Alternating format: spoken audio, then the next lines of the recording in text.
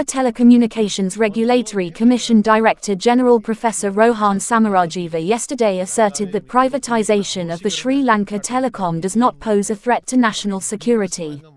Speaking in the President's Media Division's 101 Kathar program, Professor Samarajeeva expressed his opinion regarding the Sectoral Oversight Committee's report on national security, stating that it relies on assumptions and has turned national security into a mere slogan. He further said the report lacks a professional study and contradicts the standards set by the Sectoral Oversight Committee. Expanding on the subject, Professor Samarajeeva highlighted the main reasons behind his stance. He pointed out the ignorance of both the present and the past, emphasizing that during the 1990s, Sri Lanka invited numerous firms, including Sri Lanka Telecom, which at that time did not possess a mobile phone network. Despite Mobitel being owned by an Australian company, the management rights were retained by an Australian company, and Mobitel had a history of serving the government due to the telecom firm's ownership. Additionally, the operations of Mobitel were overseen by Telstra Corporation, a Japanese business responsible for telecommunications, and the majority of decisions were made by Japanese CEOs, even though the chairman of Telecom was Sri Lankan. In the midst of the conflict, Sri Lanka had 4 mobile phone providers and 3 fixed phone businesses, with Dialog being the only corporation with a Sri Lankan CEO, although it was fully owned by Malaysia. Professor Samarajeeva said the repetition of the phrase national security without proper examination, suggesting that it had become a mere mantra or slogan.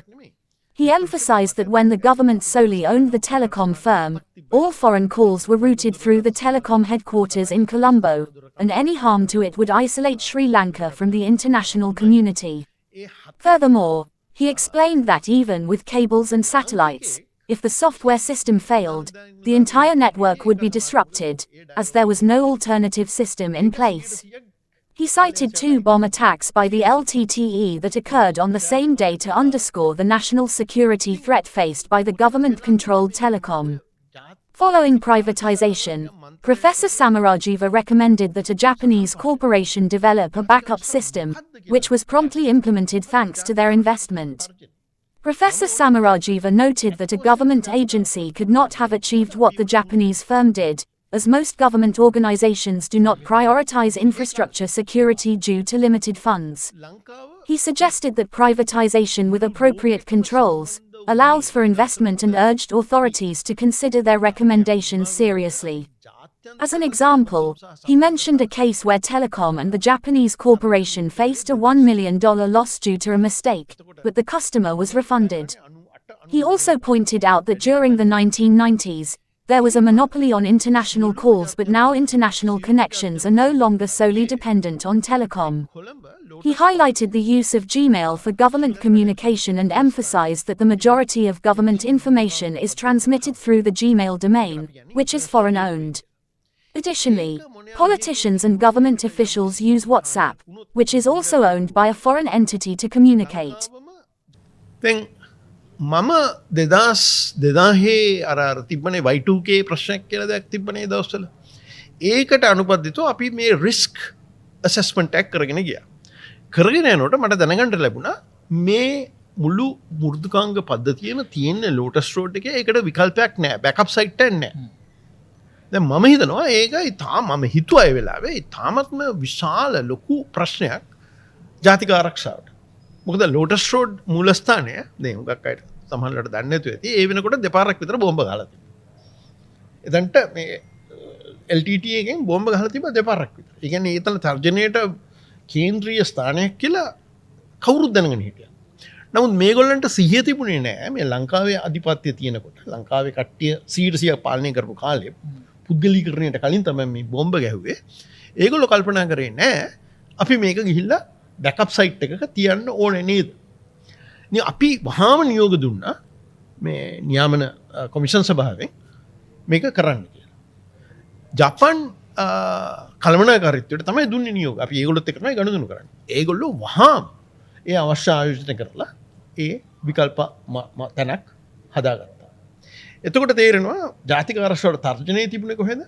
100% ආණ්ඩුව තියෙන කාලේ ජාතික ආරක්ෂාවට තිබ්බ තර්ජනය ගැන නොතකා හැරියා. විදේශායෝජකයෙක් සහ නියාමනය කියන දෙක සම්බන්ධ වුණයින් පස්සේ ඒකට අවශ්‍ය මුදලුත් තිබ්බා. ජාත්‍යන්තර සම්බන්ධතා අද SLT එක හරහා නෙමෙයි යන්නේ. අද විවිධ තැන්වලින් තමයි ජාත්‍යන්තර සම්බන්ධතා පැවතෙන්නේ. අපේ කේබල් පද්ධතිය ගත්තාම SLT එකට අයිති කේබල් එක සහ SLT එකට අයිති ඒ කේබල් මධ්‍යස්ථානය විතරක් නෙමෙයි තියෙන්නේ. වෙන සමාගම් වලට අයිති මධ්‍යස්ථානක් තියෙනවා. ඉතින් මූලික වශයෙන් මේ කතන්දරේ කියන්නේ මේ එක සමාගමකට තියාගත්තාම හරි කියලා. එහෙම නෙමෙයි. කල්පනා කරලා බලන්නකෝ. ඔය ආණ්ඩුවේ නිලධාරීන් ගැන කතා කරනවා. ඒගොල්ලෝ පාවිච්චි කරන්නේ SLT කියලා. ඒගොල්ලෝ පාවිච්චි කරන ඊමේල් පද්ධති මොනවද? මොකද දැන් Gmail නේද පාවිච්චි කරන්නේ. ඒ Gmail පාවිච්චි කරන්නේ මේ ඒකේ දත්ත තියෙන්නේ කොහෙද? ඒ පණිවිඩ තියෙන්නේ කොහෙද? ඒ වගේ කිසි අවබෝධයක් නැතුව නිකම් මේ මන්තරයක් වගේ ජප කරනවා නැෂනල් සිකියුරිටි කියලා. මම අහනවා රජය ආයතන කියන්නේ රජය ආයතන කියන්නේ පුද්ගලයෝනේ නිලධාරීන් දේශපාලනඥයෝ. දැන් මම හුඟක් දේශපාලනඥයෝගේ කතා කරන්නේ WhatsApp එකේ. WhatsApp එක SLT එකේ නෑ. ඒක මේ Facebook සමාගමට අයිති එකයි. හරි. ඉතින් ඒවත් ලංකාවේ ආණ්ඩුවේ ඊමේල් පද්ධතියක් නෑ. ලංකාවේ ආණ්ඩුවට අයිති. අපි උත්සාහ කරලා නැතුව නෙමෙයි. ඒකේ ඕනනම් වගකීමේ කොටසක් මාත් බාර ගන්න. හරි. ඒතර WhatsApp එකේදී කොහොම මාරු වෙන පණිවිඩ දත්ත ඒව ඔක්කොම තියෙන වෙන කොහෙද? ඒවා මේ අදාළ ආයතනයේ ගබඩා වෙන්නේ නැහැ. මෙහි කොහෙවත් නැහැ. ඒ තාක්ෂණය ගැන කිසිම අල්ප මාත්‍ර දැනුමක් නැතුව කතා කරා. නිකම් මේ ඇමතුම් ගැන. ඊළඟට ඇමතුම් පිළිබඳ දත්ත ආයිසරයක් අපි කතා කරලා බලමු. මේ සවිකල දුරකථන වල ඇමතුම් පමණද? මොබිටෙල් එක විතරද? මොබිටෙල් නොවන ජංගම දුරකථන සමාගම් ලංකාවේ කොච්චර ප්‍රතිශතයක් තියෙනවද? එයාට ඒ වෙළඳ පොලේ කොච්චර කොටසක් අයිතිද? ඒතකොට ඒ වගේ කතා කරන ඒවා ගැන මොකද කතාව? ඒ හැම එකටම ඒ හැමෝගෙම බලපත්‍රවල නිසි විධිවිධාන තියෙනවා. ඒ දත්ත පාවිච්චි කරන්න පුළුවන් කොහොමද? ඒ දත්ත කාටද විවෘත කරන්න පුළුවන්? ඒ ඔක්කොම තියෙනවා. ඒව පිළිබඳ බලය අධිකාරිය තියෙන්නේ විදුලි සංදේශ නියාමන කොමිෂන් සභාවට. ඊට අමතරව 2022 වර්ෂයේ අනුමත කරගත්තු එන අවුරුද්දේ බලාත්මක කිරීමට බලාපොරොත්තු වන දත්ත ආරක්ෂණ පනතත් ඕවට අදාළයි. ඒතොර ඒ දේවල් බලපත්‍ර එමෙන්ම දත්ත ආරක්ෂණ පනතර මේ සියල්ලටම අදාළයි. මේ කතා කරන්නේ මේ එක සමාගමක අධ්‍යක්ෂ මණ්ඩලය පත් කරගන්න පුළුවන් වෙන්න ඕනේ ආණ්ඩුවට කියලා. ඒ කියන්නේ මොකද්ද? අර ජනාධිපති සහෝදරයෙක්ව සුදුසුකම් නැති ජනාධිපති සහෝදරයෙක්ව පත් කර ගැනීම අයිතියද? ඒක කරයි කියලා කොහොමද ওই ප්‍රශ්න විසඳෙන්නේ? ඔය ප්‍රශ්න වලට ආමන්ත්‍රණය කරන්න මම කිව්වා වගේ මිනිස්සු බෝම්බ ගහලා මේක කඩාකප්පල් කරනවා නම් අපි ඒකට අවශ්‍ය පියවර ගන්න ඕනේ. ඒ කියන්නේ රිඩන්ඩන්සි සයිට් එක, බෑකප් සයිට් එකක් තියෙන්න ඕනේ. මේක මොන හරි ආකාරයකින් විනාශ වුණොත් අපිට වහාම අනිත් තැනින් ක්‍රියාත්මක වෙන්න පුළුවන්. දත්ත එහෙම යන ප්‍රශ්නයක් තියෙනවා නම් අපි ඒකට ආමන්ත්‍රණය කරමු. අධ්‍යක්ෂ මණ්ඩලයේ ජනාධිපති සහෝදරයා හිටියා කියලා ඒක විසඳින්නේ නැහැ නේ. දත්ත පාලනය කරන්නේ නැහැ නේ අය. අධ්‍යක්ෂ මණ්ඩලය නෙමෙයි දත්ත පාලනය. ඒ කියන්නේ ආණ්ඩුවට මේ දත්ත පද්ධතිය පාලනය කරන හැකියාවක් තිබ්බා කියලා ඒක සුරකෙන්නේ නැහැ. ඊට වැඩිය ඒ දත්ත වලට ඍජුවම වග කියන නිලධාරීන් ඉන්නවා. පල්ලෙහා මට්ටමේ. ඉංජිනේරුවෝ ඉන්නවා. කළමනාකරුවෝ. ඒ අයට සිකියුරිටි ක්ලියරන්ස් දීලා තියෙනවද? SLT එකේ අයට සිකියුරිටි ක්ලියරන්ස් දීලා තියෙනවද? මම අහන්නේ ඒක. දැන් SLT එකේ මේ SLT එක ආණ්ඩුව තියෙන කාලේ ප්‍රධාන විධායක නිලධාරියා හැටියට දිගටම හිටිය ලාංකිකයෝද? නෑනේ. ජපාන් ගියන් පස්සෙත් පිටරට කට්ටිය ගෙනලා දාගෙන ඕකේ මේ ප්‍රධාන විධායක නිලධාරියා හැටියට තියාගත්තා. ඒතර ඒගොල්ලන්ව අවිශ්වාසද? ලංකාවේ දැන් ඔය මේක බලන් ඉන්න කට්ටිය දන්නවා ඇති මොබයිල් කෝල් නේද වැඩිපුර යන්නේ දැන්. එතකොට මොබයිල් කෝල් වලින් 50%ක්වත් යනවද මේ මොබිටෙල් එක කරා? නෑ. WhatsApp වලින් නේද හුඟක් අය විශේෂයෙන් ජාත්‍යන්තර ඇමතුම් ගන්න. මම මේ දේශපාලනයේ නිරත වෙච්ච සියලුම මැති ඇමතිවරුන්ට ඔක්කොම කතා කරන්නේ WhatsApp එකේ. ඒවා තියෙන SLT එකේ නෑනේ. හරි? දත්ත සම්ප්‍රේෂණයේ Gmail නේද පාවිච්චි කරන්නේ ආණ්ඩුව. ඒතර ඒවා තියෙන්නේ කොහෙද?